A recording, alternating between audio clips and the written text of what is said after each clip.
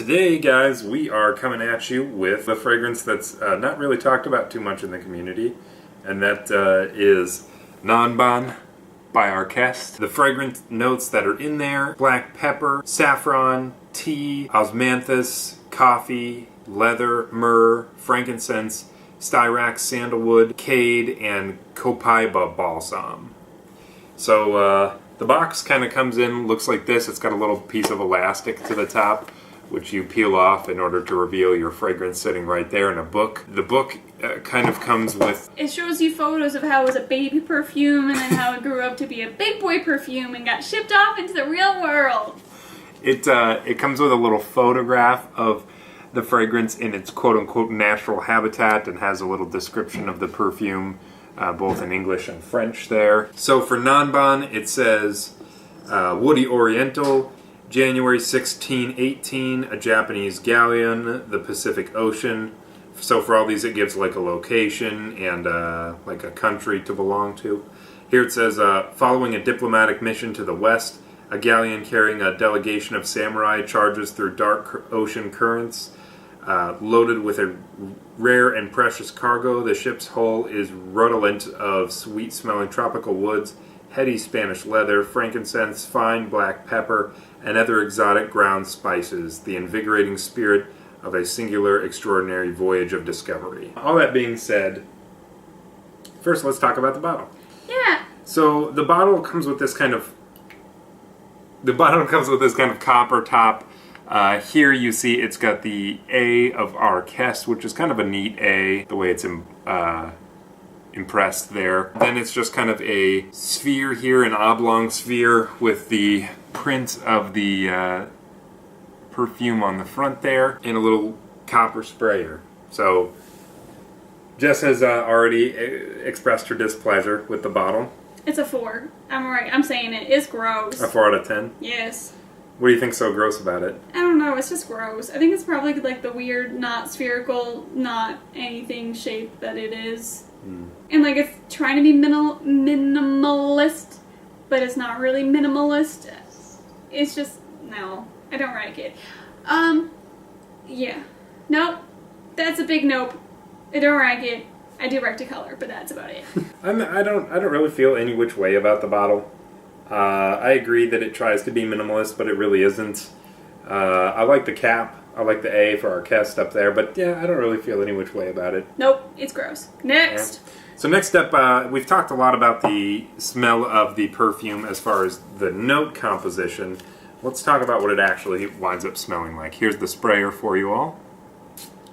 Really nice sprayer. That was... Look, I can still see it just kind of drifting down. Drifting down. Like pixie dust. What do you think of when you smell it? What is smelling it? Tell me about your experience. I get the incense a little bit, but it's not too prevalent. It's not an incensey anything. It's pretty well blended. It's not really easy to detect all the different notes going on in here. Folly, masculine-y, for sure. I think this is very a masculine fragrance. It comes off like the color of the juice, very brown, goldy colored. A little woodsy, maybe that's why I'm saying it's masculine, if I'm picking up some woods in there. But that would be what I'd say about that. I feel like this is a whiskey shop that also sells antique books. It's kind of what it smells like. Well, I mean, to me, this definitely smells like... It smells like a really dark coffee house in the evening that perhaps, like...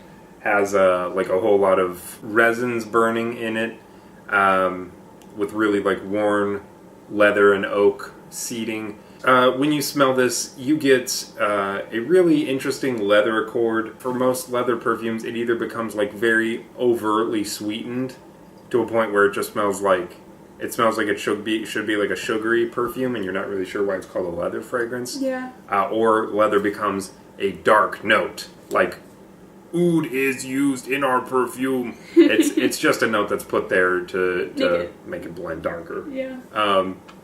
But here I think you legitimately do get a leather, and it's a very nice leather blended in. Occasionally you'll get it tinging animalic, but it never becomes overtly animalic. So to me, you get a lot of that leather. You get some burnt coffee. Maybe it's not burnt, but just a really dark roast that's just ground. which I think is also rare. You barely ever find actual coffee notes in perfume. That was like one of our things that we were searching for a long time, is a solid coffee fragrance. We are still on the journey. Still on the journey. Still on the journey for a coffee fragrance. So we've noticed that people don't really do coffee notes well, unfortunately. Yeah, I think based on the nature of coffee, trying to get like an essence of coffee, I believe probably pretty difficult. It's difficult, and it goes away very quickly is the other problem. So I think it's overall, I don't smell a whole lot of perfumes doing what this is doing. That's fair. That's what we like. We like something that's. So what would you rate the smell? We already know what you think of the bottle. What would you call the smell? On first sniff, and on paper, it isn't like wowing. It isn't amazing, but I know from you wearing this, and I was like, wow, what is it? Wow, what is it? Wow. I know that I really enjoy this, so don't let the paper fool you for this. But I would probably give it 7, 8. It's good. It's a good fragrance. I'm glad we have it in our collection. It's definitely something, that brings something different to our collection. That's good, and we always look for. What about you? What do you think about? What would you give this?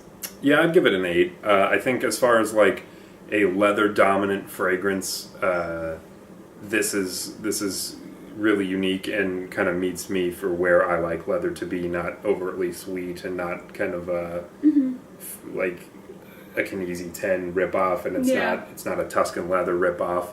So I think that's awesome. Okay, so who I pick to wear this, I think, is Bob Newhart's character in the Librarian movie series, Judson, I think, if I'm saying that correctly. He is kind of the mentor for the librarian, and I don't know, he encapsulates all the sort of things that we've been talking about. He's hangs out in like a really cool library, and this perfume is pretty ballin' and kind of, gets that leathery type, oldish but not old type smell going on, and he's definitely, I think, sophisticated but not stuffy, that he could wear this. So I think that's who I would say from a fictional realm who would wear this. What about you? I would say Frank from Blue Velvet. And the reason I say that is immediately when I smell this, my mind kind of goes to David Lynch anyways. There's just something Lynchian about it. Yeah, well, not Lynchian in the sense that like it's weird or strange or bizarre. There's not even anything Americana about it, but knowing David Lynch's personal passions, knowing that he's produced coffee himself, knowing that David Lynch could wear this too. David Lynch could wear this. But I think it's not strange enough for David Lynch, is the problem. Is there anything strange enough for David Lynch? Yes. Oh, man. But, no, I mean, the coffee in here, it just being dark overall, but still having a lot of, like, traditionally masculine, traditionally, they kind of do strike me as being somewhat Americana in the sense that, like, you would imagine that these are American things used to be, like, expressing something kind of mysterious or foreign, but it's still American. Yeah. You know what I mean? So, I mean, that's kind of where I get out of this. It also does feel a little dark. It feels a little evil to me in a little bit of evil, ways. Really? Yeah, I mean, just in the sense that it's sludgy. It's very dark. That's the one term I would use to describe this, is sludgy. It feels sludgy. You just imagine, not necessarily Frank's desperate huffing moments,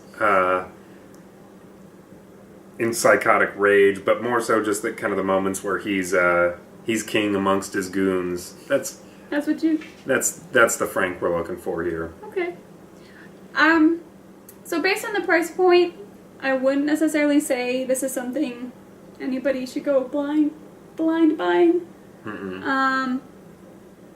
Based on the price point and based on just how different it is, how off the beaten path it is. You're not going to find a designer that smells like this even remotely. You're not going to find even most niches that are approaching kind of more dirty leathers even to come really anywhere near this. Yeah, so For people who are new to the community, maybe hold off for a little bit. For those who are a little bit more experienced and have been underwhelmed by some of the leather notes out there, this might not be a bad place to go. Yeah, really. I mean, that's kind of why we were drawn to it, is we were underwhelmed by a lot of the leathers out there, and this is kind of where we went, so. Yeah, and I mean, out of the whole Arquiste line, this is one of the few that really stands out. I think Arquiste is really a subpar brand.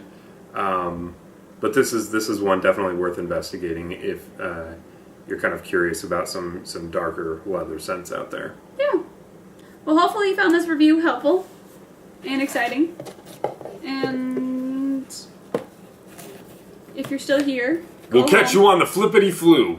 Flu?